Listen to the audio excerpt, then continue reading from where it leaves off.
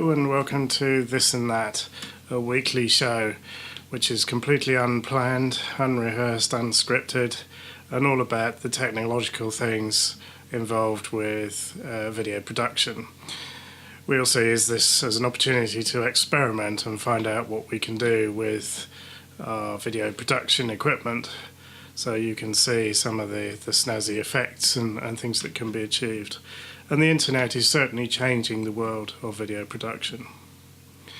Here in this program you will find out about NDI, and is it all it's cracked up to be, and we talk about networking equipment and some other bits and pieces. And the people in the program are me, located here in the UK, and you'll see Merle sitting next to me, but he's actually 6,000 miles away in the USA. And George Price as well, also in the USA, and John in Sweden. And this is the power of the internet. Giles, what kind of internet do you have today? It's my same internet that I normally have. I don't know what the speed's like, but I'm guessing it's quite a bit better than you've seen it before. Yes. You're certainly looking a lot better. Well, everybody is. It's not been a problem at all today. I was getting a lot of DNS lookup errors, and I decided that there must be something wrong. It wasn't, there was too much of a coincidence that since my network speed had started going up, that I was getting all these errors. And so I searched for DNS problems and the model number of my router on Google, and it turns out that there's a system built into the router to prevent denial of service attacks and things like that. And basically, when my broadband speed was slow, it was fine because it didn't trigger these denial of service attack filters. But as the speed slowly increased, the number of packets going through has got too high, and it was starting to trigger the denial of service attack filters and actually stop genuine traffic from going through the router. And the second I turned off that filter, it's been fine. I do lose, the connection goes down occasionally, but I've not had any DNS issues, and the bandwidth's been so much better. It's still not brilliant, but it is an amazing difference. The quality of the video and the audio has been good ever since. Yeah, so I'm amazed how much difference it made. Oops. One could actually think that you have a decent internet. Well, yeah. Won't it be wonderful when we eventually get gigabit up and down? I'll keep my network warm. Before I went on vacation, I had to build some travel power supplies for my friend and boss that I was visiting. So I got a few of these small boards off a Chinese website, and these will take any voltage, any DC voltage below 40 volts, and output the voltage that you specify using a small screw. All right. So now he's able to hook up to a truck power supply, a bus, an airplane, a car battery, a solar panel, whatever, and get the voltage he needs for his internet router and phone system and stuff like that, because they're going soon to the States for a diving,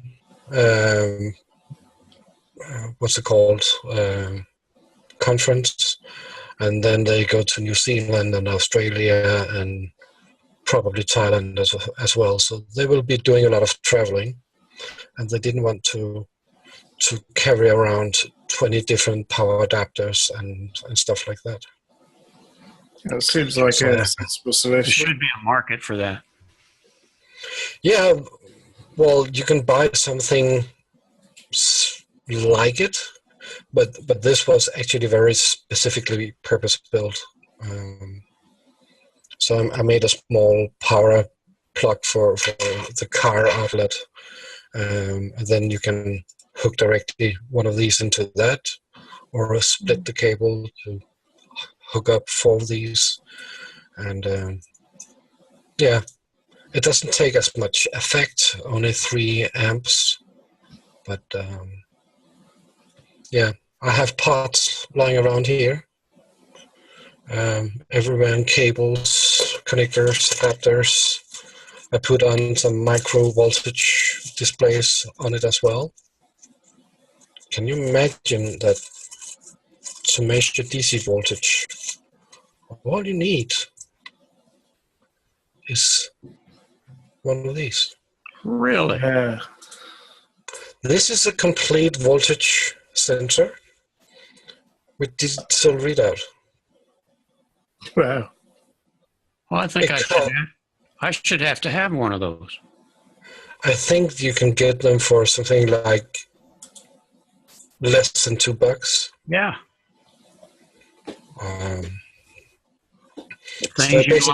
The things you learn on this interweb, I tell you.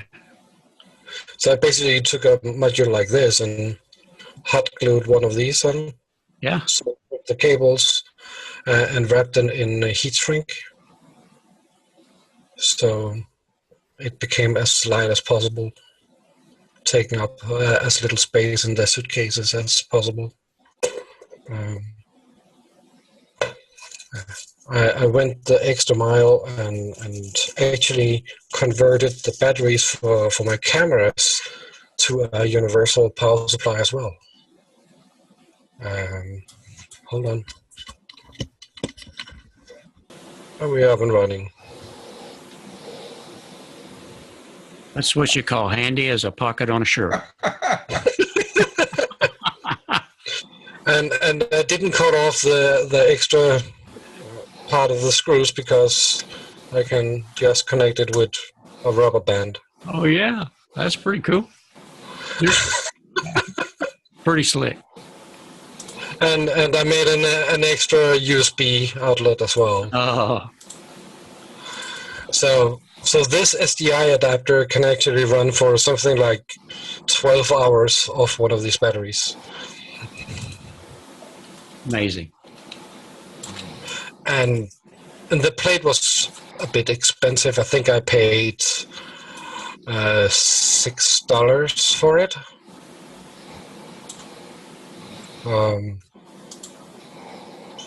But yeah, it works. Pretty slick.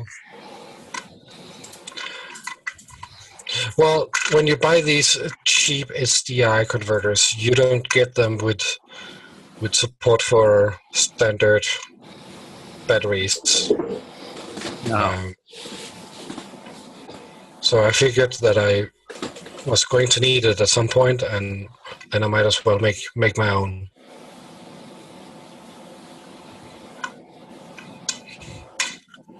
So yeah, amazing what you can do with a little bit of hot glue and a few Chinese components. And a bit of knowledge. Yeah, I'm not particularly knowledgeable about this, but yeah, I use what I have, what little I have.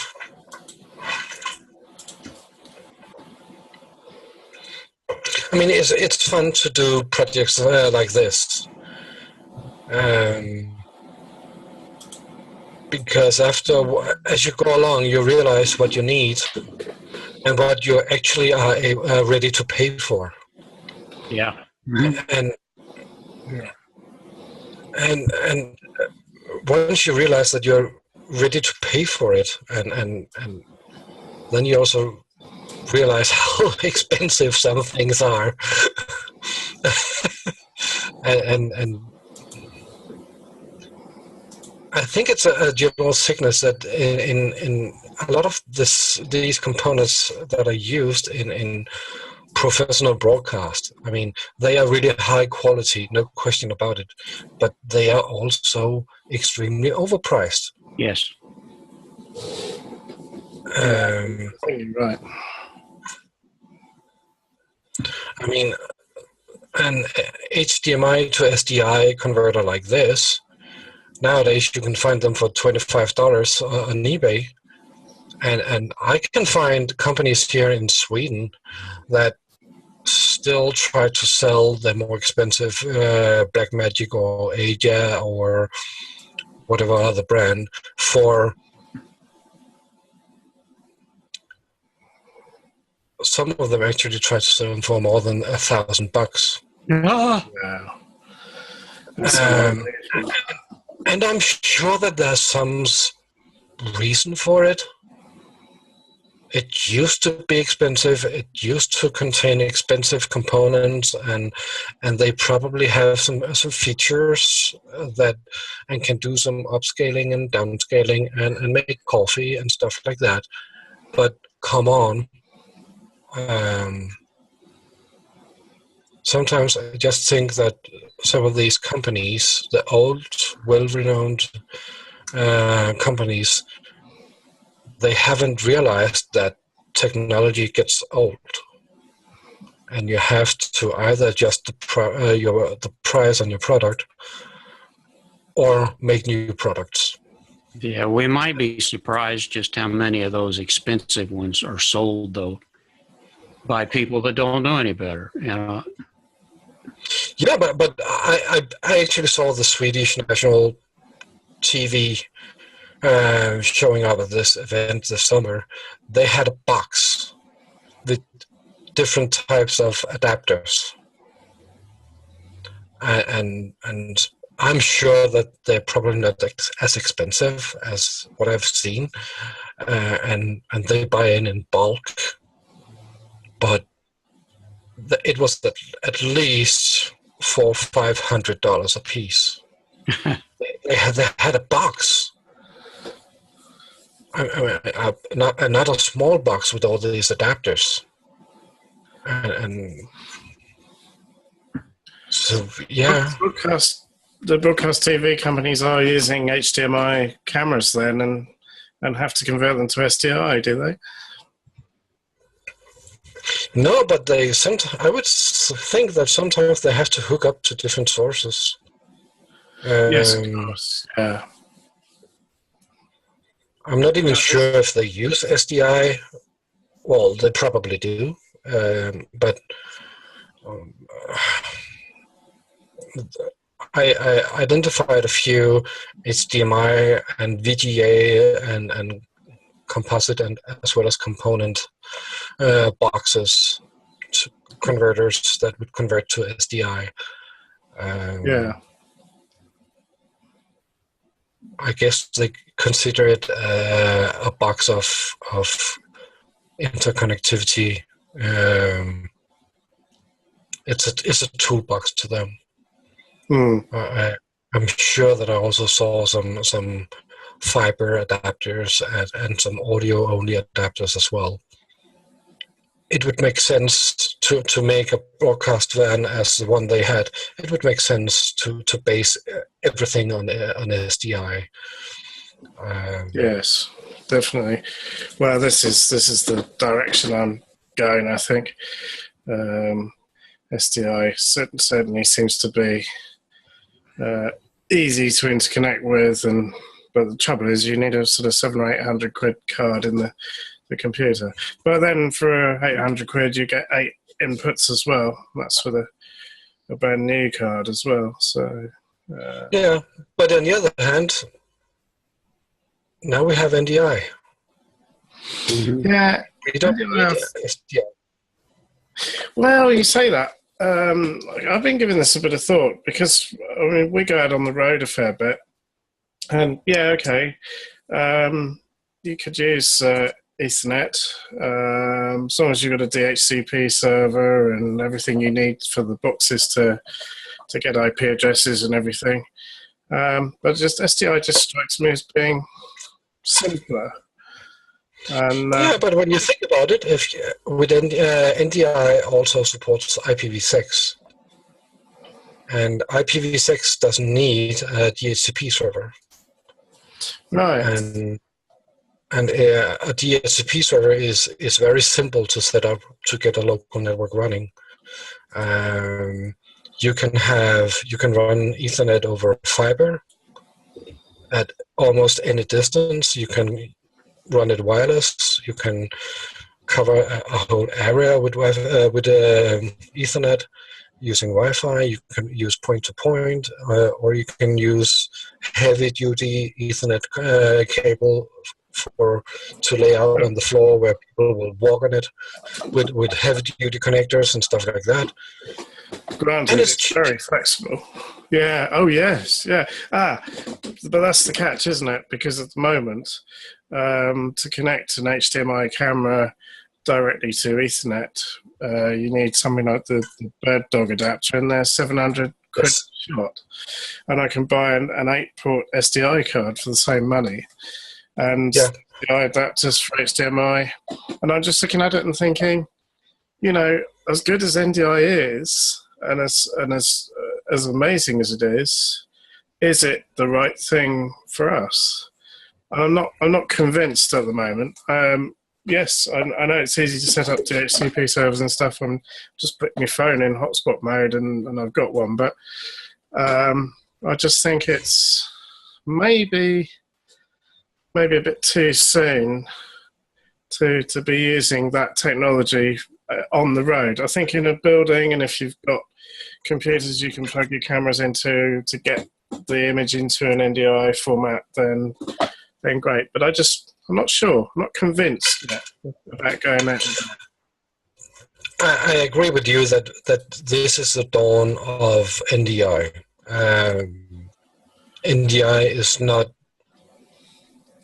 flexible and not implemented in all the places where we need it in order to use it as a complete replacement of SDI. But I would think that the first company to bring out cameras with built-in NDI instead of SDI, they will make a killing on the market. I think they're coming. Yeah, they are coming, and I think that the first one to get there will make a fortune. The same goes with the Bird Dog. They're going to make a lot of money if they actually succeed to put that product on the market and make it work. So far as I know, they are not on the market yet. No. That is a damn shame. I'm also crossing my fingers for PTZ Optics, because they've been kind of a market disruptor with the top of the line features, a lot of flexibility, having both HDMI, SDI, H.264, H.265, and on all these connection options, and still maintaining a somewhat low price level. Unfortunately, it would seem that they're sitting on their hands, thinking that NDI is not widely requested, and no, we know. But once it gets more popular, and Remix and Newtek obviously were the first ones, as we all know, to implement NDI. But as far as I can see, there's a lot of companies out there that are scrambling to make some kind of NDI support. And as the core components, the switchers, the routers, the backbone, the players, the viewers, whatever, recorders, as they adapt NDI and become NDI compatible, suddenly there will be a huge vacuum on the market. A market that will be screaming for products like the Bird Dog converter and cameras that can output NDI directly. And the first ones to make that work, they're going to make a killing. Yeah, I think you're right. I think we'd all be probably in agreement with that. Yep. I would think that within a year, should start seeing semi-professional cameras like the ones I have, and that price level of $1,000 to $2,000 cameras.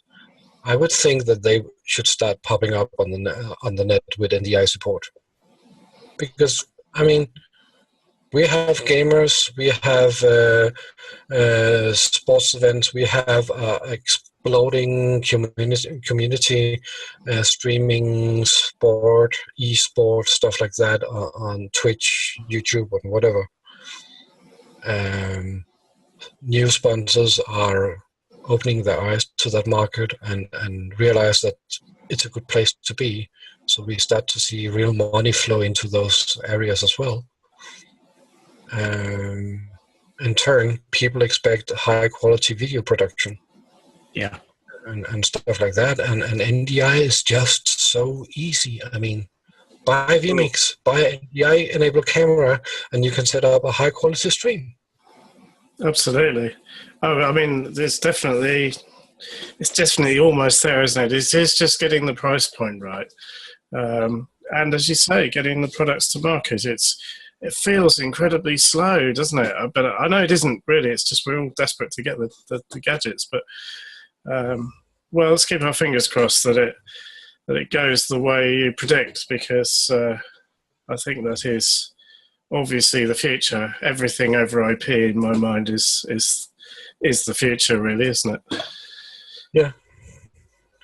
On the other hand, I mean, it's so nicely robust and easy to just roll out a SDI cable and connect your camera. It's so easy, and it's foolproof, and depending on your cable, it's very, very reliable. I can't help feeling there's less to go wrong. But yeah, time will tell, won't it? Time will tell, definitely. But isn't it just a matter of us getting used to the thought of having a multi-purpose cable? There's no reason why we shouldn't be able to power our camera and get the data back from the camera using a network cable. I mean, we use power over Ethernet every day in enterprise class networks. Even my Wi-Fi here at home is built on power over Ethernet. My Wi-Fi access points doesn't have a power supply. They have one cable going in, and that's the network. And from that, they get power, they get network. Yeah, indeed. I think it is a case of just these things just becoming standard, isn't it? And Ethernet, obviously, already, as you say, is a standard. We're all used to it in our homes. We're used to dealing with it. Power over Ethernet's probably a bit of a new thing for a lot of people. I don't have any power over Ethernet routers here, for example, or switches. But yeah, I mean, when you put it that way and you actually start to think about it, you think, yeah, one cable, and you've got the whole thing. That's a nice scenario, I think, definitely. Yeah, and if we go back to my, some would say, favorite website, Ubiquity, just because I know they have the product. Here we go.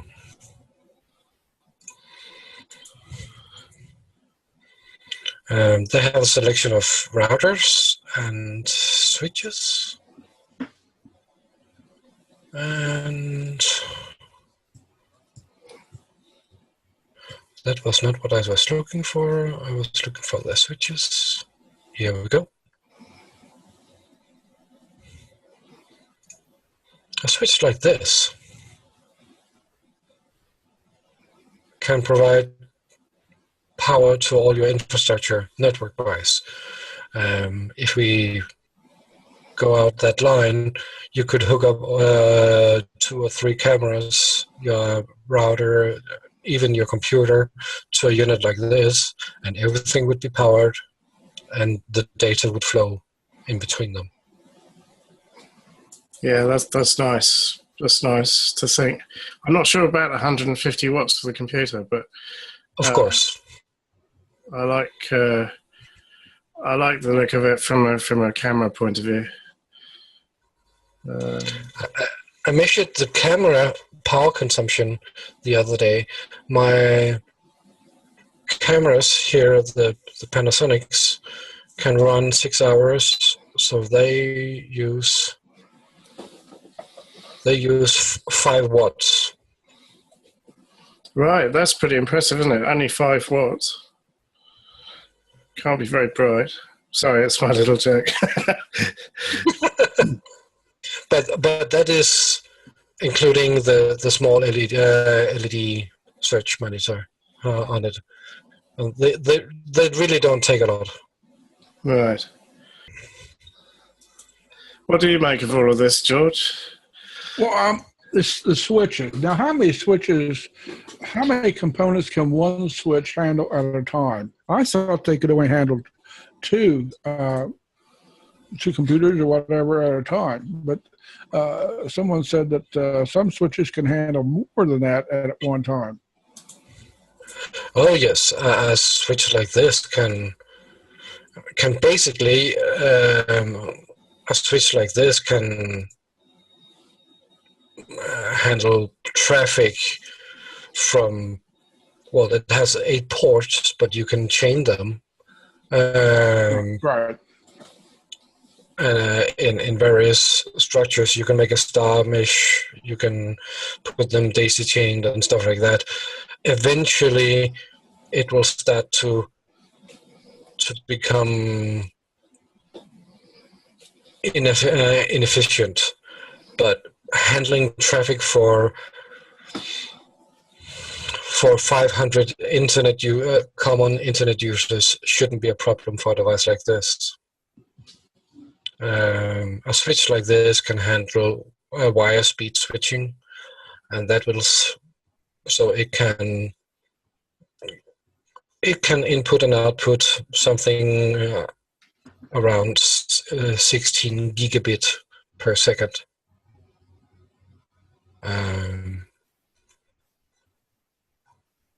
But it doesn't really care how many users. Actually, it has 2 SFP ports, so it can probably handle 20 gigabit of traffic. But again, it also depends on the sort of traffic we're working with. As you may know, Ethernet consists of small packages, and depending on the type of traffic you have, the package will change in size. What takes processor power for any switch or router is the address on each packet.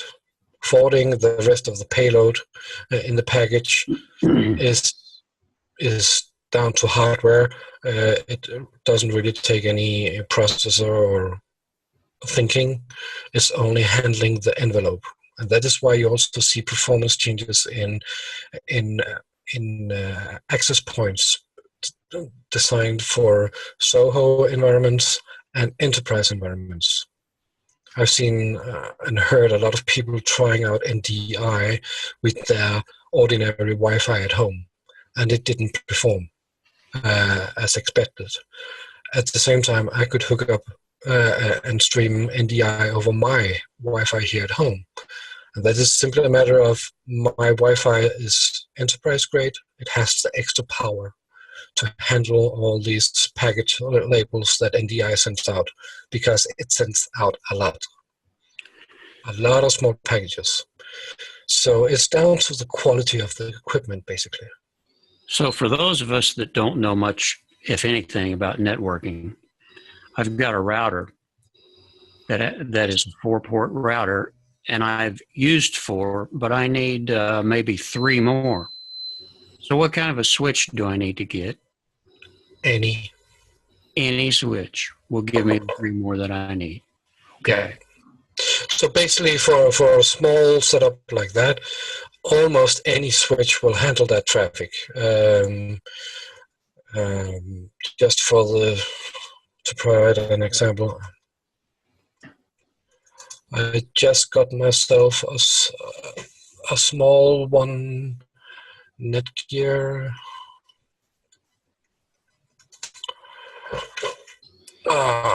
What's it?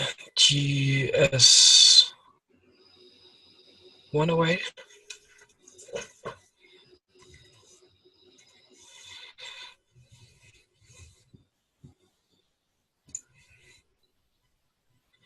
This is.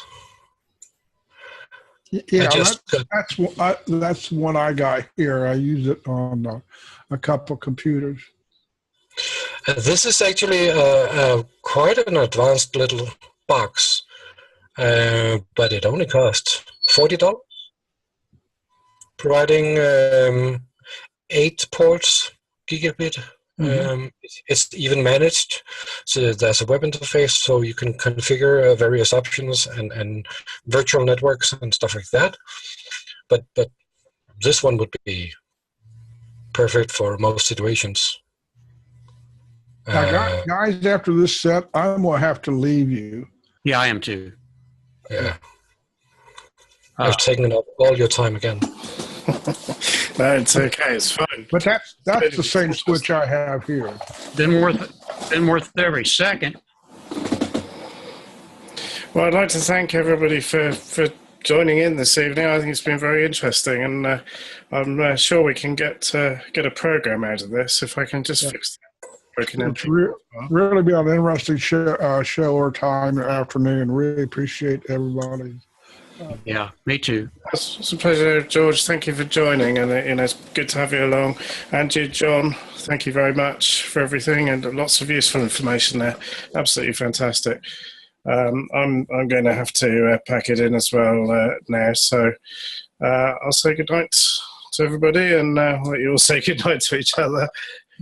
Okay. As they say in the United Kingdom, cheers. I'll drink to that.